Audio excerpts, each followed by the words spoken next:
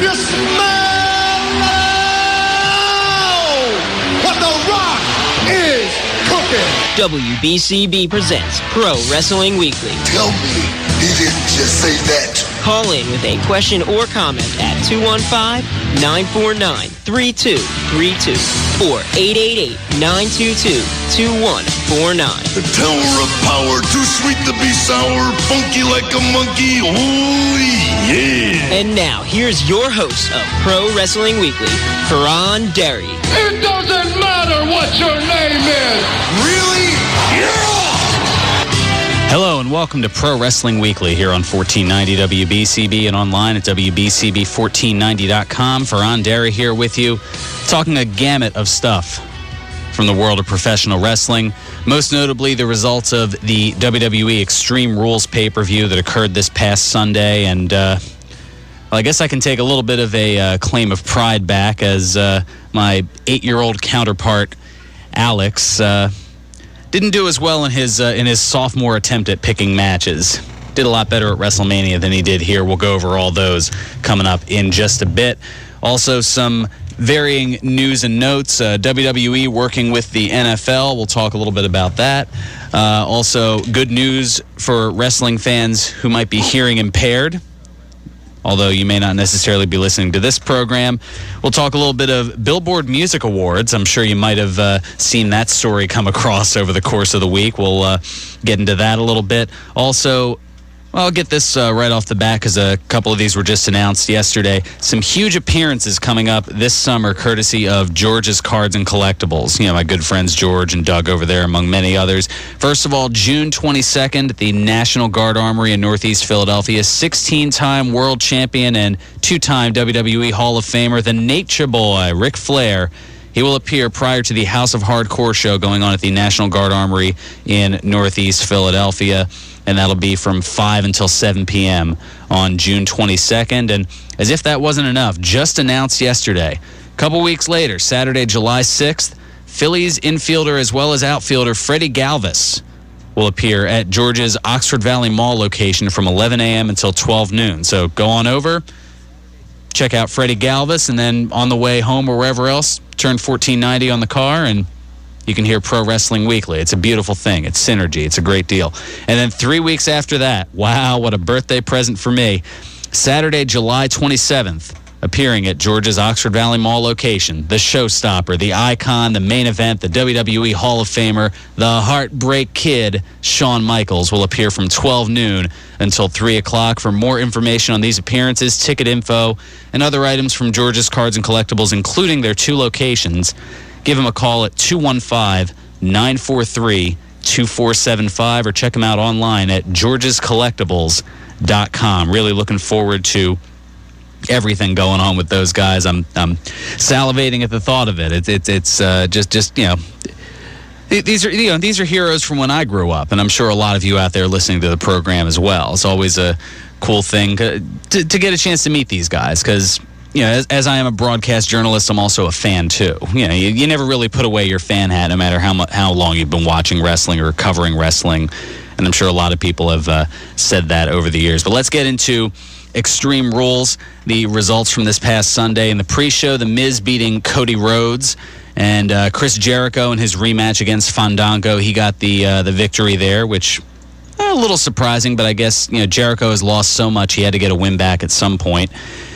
The two that I actually had here that were the only 2 differing picks from my 8-year-old friend Alex.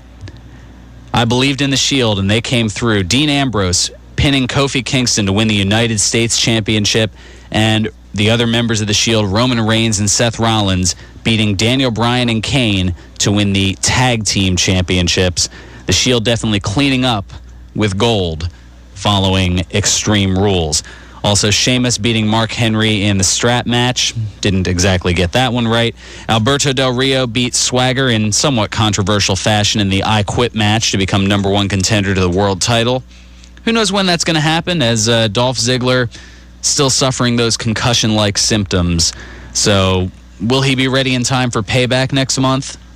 I guess time will tell. Also, Randy Orton beat the Big Show in that Extreme Rules match. I guess they decided to give him that hometown victory, completely going against my logic.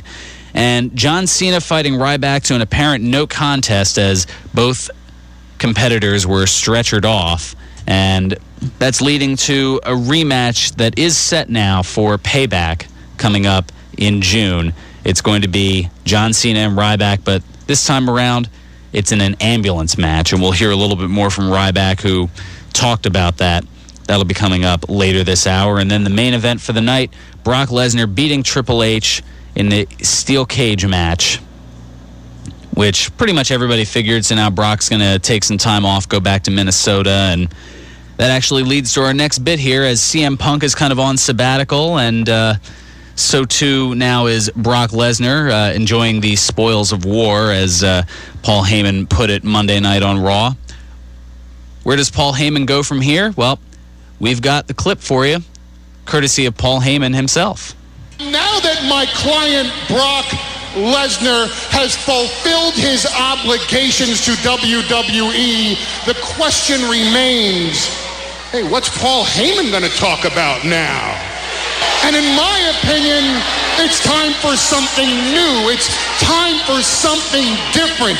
It's time to give to you, the WWE Universe, out of my generosity, that moment in time that you set your DVRs and you play this moment back 10 years from now. It's time for your Sports Center moment. It's time for that YouTube clip that you look back on and say, that's the moment that history took a left turn, because you're all here tonight live to witness history.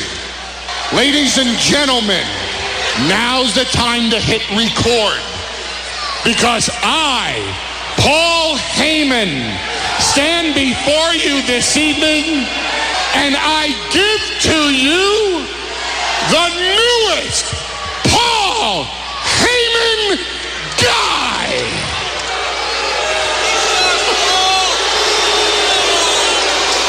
They proved me right again. Ladies and gentlemen, thank you very much. You have proven me right again. It's the very same reaction that I warned my new client he was going to face. It's the very same reaction you gave in 2002 when I, Paul Heyman, introduced you to the NCAA Division I heavyweight champion, the man that took care of Triple H last night, Brock Lesnar. It's the very same reaction they gave me in 2006 when in the new ECW I presented to them a man that would one day reign for 434 days as the reigning defending WWE champion, CM Punk. Now, I understand how everybody here feels. They say, my God, this man has such a legacy. He has such heritage. He has such, check out the word, pedigree going for him. So in the Alice in Wonderland, upside down, everything is up, everything is down mentality of WWE, why isn't this man a main event superstar already? And it's all because here in WWE, a legacy is not something that gives you nepotistic opportunities anymore. It's an albatross that's around your neck that sinks you to the bottom of the talent pool. Ladies and gentlemen, my client doesn't hide from the fact that he has a bloodline that now makes him a third-generation superstar. But this man wants to carve out his own niche. This man wants to make his own legend in WWE, which is why we have taken his father, Mr. Perfect's given name, Kurt, and we have paid homage to his grandfather, the legendary Larry the Axe Hennig, and we have bestowed upon this man a new name, a new brand that will forever be known around the WWE Universe as Curtis Axel.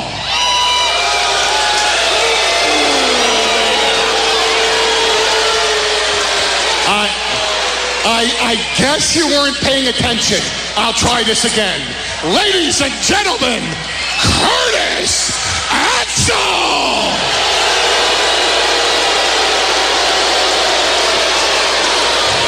So Curtis Axel, the newest Paul Heyman guy. Of course, longtime fans know him as Joe Hennig, son of the legendary Hall of Famer Kurt Mr. Perfect Hennig and grandson of Larry the Axe Hennig, another legend. For a while renamed Michael McGillicutty in WWE, but he is now known as Curtis Axel.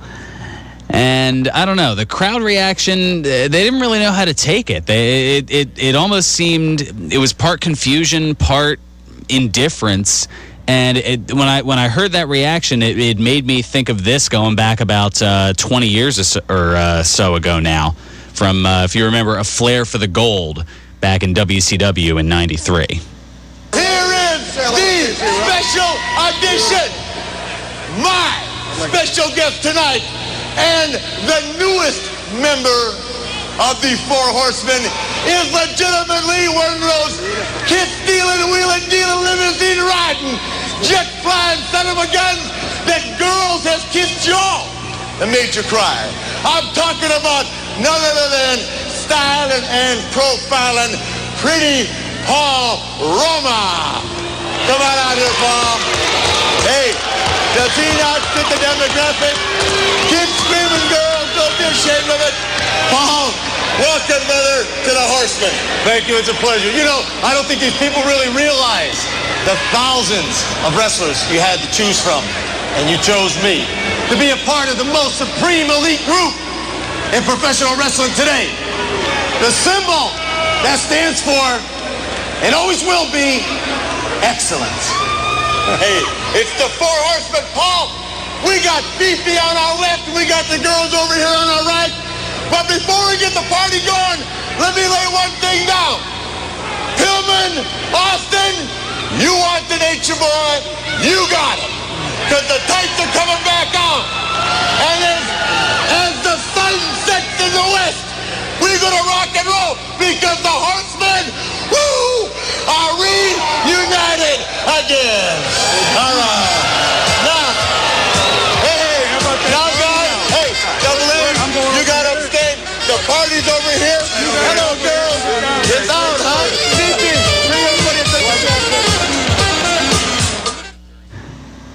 Yes, A Flair for the Gold going back to '93. I mean, the crowd barely reacted to the fact that Flair was talking about getting into the ring again for, I don't know, what was that, after his third or fourth out of the ring sabbatical? No, I think that was during his brief non-compete clause after coming back from the World Wrestling Federation in early 1993.